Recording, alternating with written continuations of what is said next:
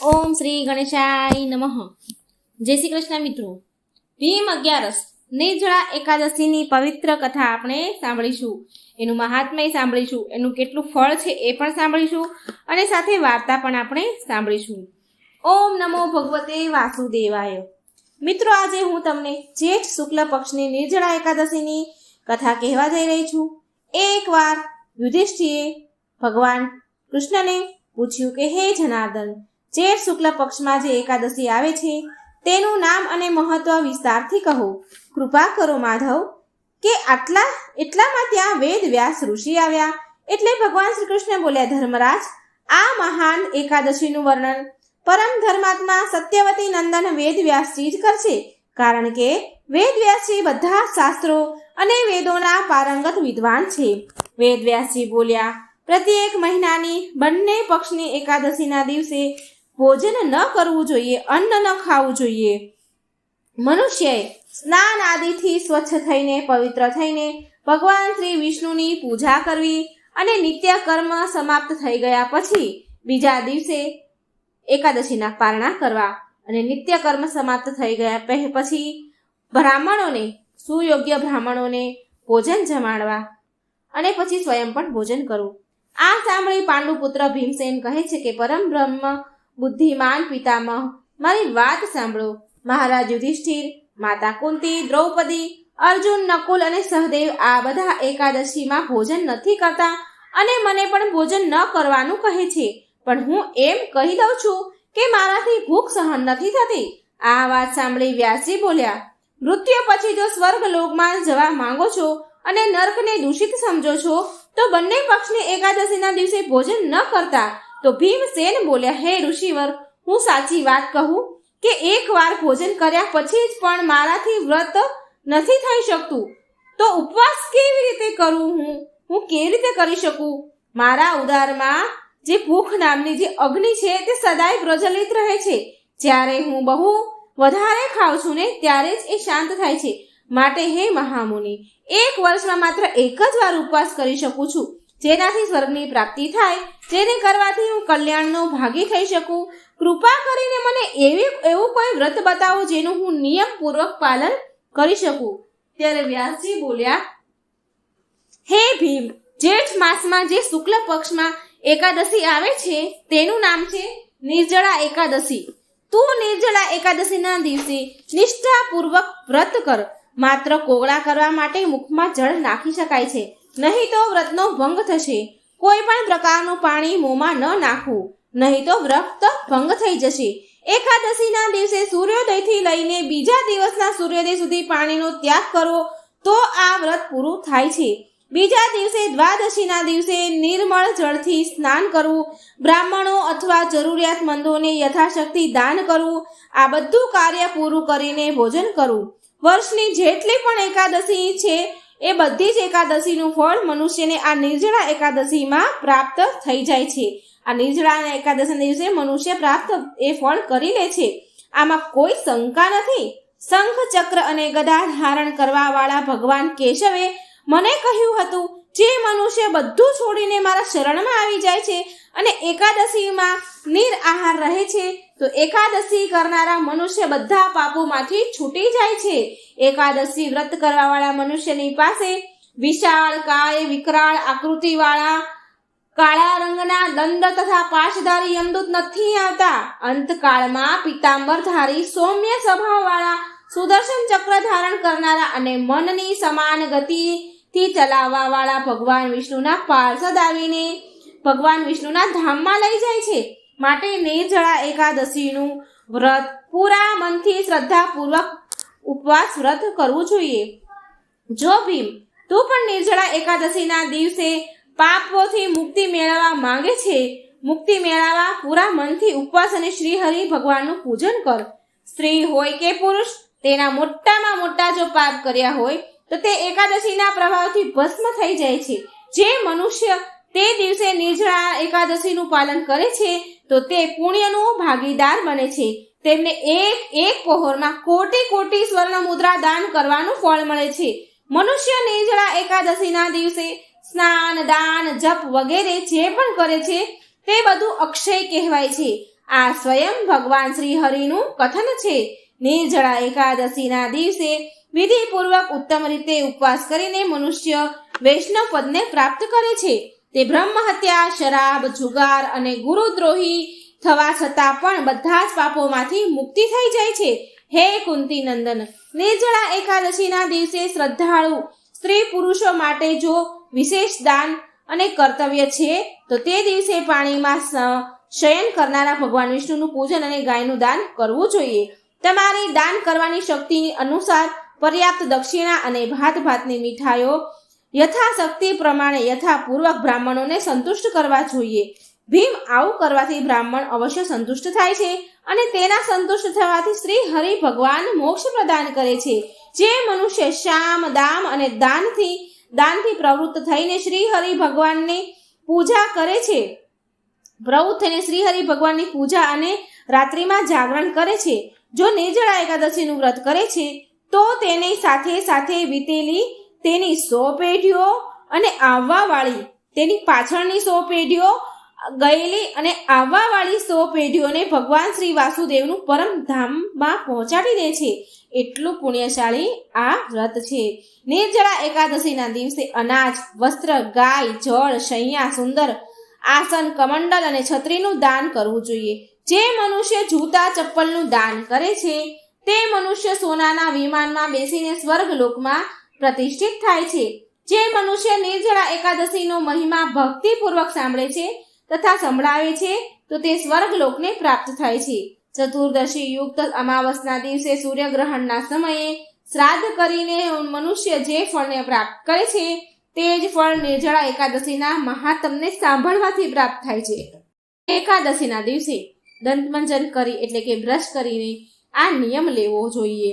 હું ભગવાન કેશવની પ્રસન્નતા માટે આવી પ્રાર્થના કરવી કે હું ભગવાન કેશવની પ્રસન્નતા માટે એકાદશીમાં નિરાહાર રહીને આચમનના સિવાય બીજા જળનો ત્યાગ કરીશ.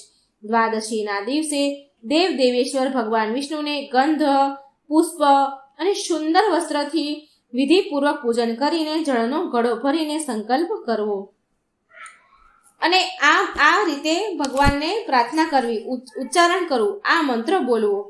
આ સંસાર રૂપી સાગરમાંથી તારવા વાળા હે દેવાધિદેવ ઋષિકેશ, આ જળના ઘડાનું દાન કરવાથી મને પરમ ગતિને પ્રાપ્તિ થાય.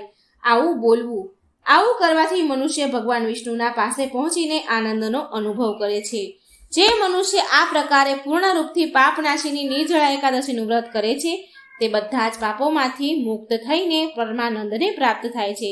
નિર્જળા એકાદશીનું મહત્વ સાંભળીને પાંડુ પુત્ર ભીમે નિર્જળા એકાદશીનું વ્રત આરંભ કરી દીધું. ત્યારથી નિર્જળા એકાદશીને ભીમ એકાદશી અને પાંડવ એકાદશીના નામે ઓળખાવા લાગી. હવે આવો સાંભળે આપણે નિર્જળા એકાદશીની એક લોકકથા. એકવાર એક આદમીના નવા લગ્ન થયા હતા. તેની પત્ની તેના પિયર ગઈ હતી અને તે તૈયાર થઈને તેની પત્નીને લેવા માટે જઈ રહ્યો હતો તેના સાસરે. તો રસ્તામાં તેણે એક ગાયને તળાવમાં જતી જોઈ.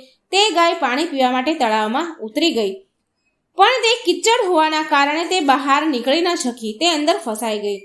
ગાયે જ્યારે આ આદમીને ત્યાંથી નીકળતા જોયો તો તે ગાયે તેની જોડે મદદ માંગવા લાગી. પણ તે આદમી બોલ્યો કે મેં તો નવા કપડાં પહેર્યા છે અને હું મારા સાસરે જઈ રહ્યો છું. જો હું તારી મદદ કરવા માટે પાણીમાં ઉતરીશ તો મારા કપડાં ગંદા થઈ જશે. અને પછી તેની વાત સાંભળીને ગૌ માતા તો ઉદાસ થઈ ગયા અને ગાય માતા કિચડમાં ફસાવતા જઈ રહ્યા હતા. ઊંડા કિચડમાં ઉતરવા લાગ્યા અને અંતે પાણીમાં ડૂબી ગયા. પછી ગાયે તે આદમીને શ્રાપ દીધો કે હવે 8 પહોર બાદ તું ગધેડો બની જઈશ. આ સાંભળી તે આદમી ડરી ગયો અને તેની ભૂલ માટે ગૌ માતાને માફી માંગવા લાગ્યો. પણ ત્યાં સુધીમાં તો બહુ મોડું થઈ ગયું હતું. ગાય માતા પાણીમાં ડૂબી ગયા હતા. તે આદમી ઉદાસ મનથી સાસરે પહોંચ્યો અને ત્યાં પહોંચતા તેની પત્નીને ઘરે જવા માટે કહ્યું. ત્યારે તેના સાસુ સસરા તેને આગ્રહ કરે છે, એક રાત રોકાવા માટે કહે છે. કહ્યું કે હજી હમણાં જ આવ્યા છો, કમસે કમ એક રાત તો રોકાઈને જાઓ. પણ તે આદમી કંઈ સાંભળવા માટે તૈયાર થતો નથી. ત્યારે તેની પત્ની બોલી કે જુઓ ને, આ બધા કેટલો બધો આગ્રહ કરે છે, એક રાત રોકાઈ જવા માટે કહે છે તો કેમ નથી રોકાઈ જતા. પછી તેણે તેની પત્નીને બધી જ ગાયના શ્રાપવાળી બધી જ ઘટના એની પત્નીને સંભળાવી. તેની પત્ની પતિવ્રતા સ્ત્રી હતી એટલે એની સાથે જવા માટે તૈયાર થઈ ગઈ. તેની પત્ની તેની સાથે ઘરે આવી અને પછી પેલો આદમી ગધેડો બની ગયો હતો. હવે તે આદમી ગધેડો બનીને પૂરો દિવસ ઘરે પડ્યો રહે. પત્નીને પણ કંઈ સમજમાં આવતું ન હતું કે ક્યાં જાઉં, શું કરું, કોની પાસે હું મદદ માંગુ.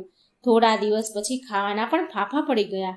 હવે ગધેડો બનેલો એનો પતિ એનો આદમી એની પત્નીને કહે છે કે મને બહાર લઈ જઈને તું મજૂરી કર, જેનાથી ઘરમાં ખાવા પીવાનો સામાન આવી શકે. પતિની વાત સાંભળીને તે પત્ની માની ગઈ અને તે ગધેડાને લઈને બહાર કામ શોધવા માટે નીકળી પડી.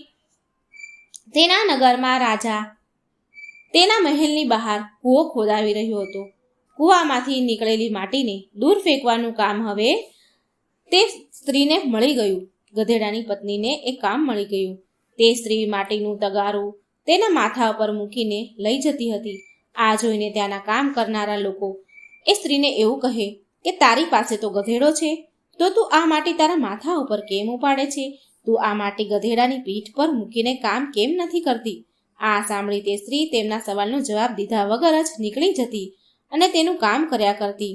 અને ત્યાંનો રાજા પણ કૂવાના કામકાજને તેની આંખોથી જોઈ રહ્યો હતો. અને રાજાને પણ આ જોઈને ખૂબ આશ્ચર્ય થતું હતું. હવે આ પ્રકારે ઘણા બધા દિવસો વીતી ગયા. જ્યારે રાજાની આ વાતને જાણવાની ઉત્સુકતા વધી તો તેણે તેના સૈનિકને એક દિવસ એના સૈનિકને તે સ્ત્રીને બોલાવવા માટે મહેલમાં મોકલ્યો.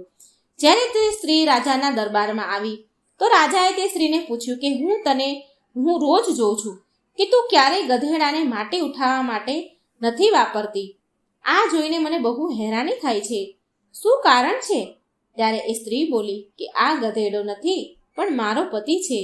તે સ્ત્રીએ ગાય માતાએ જે શ્રાપ આપ્યો હતો એ પૂરી ઘટના રાજાને સંભળાવી. રાજાએ તેના નગરના વિદ્વાન પંડિતોને બોલાવીને આનો ઉપાય પૂછ્યો.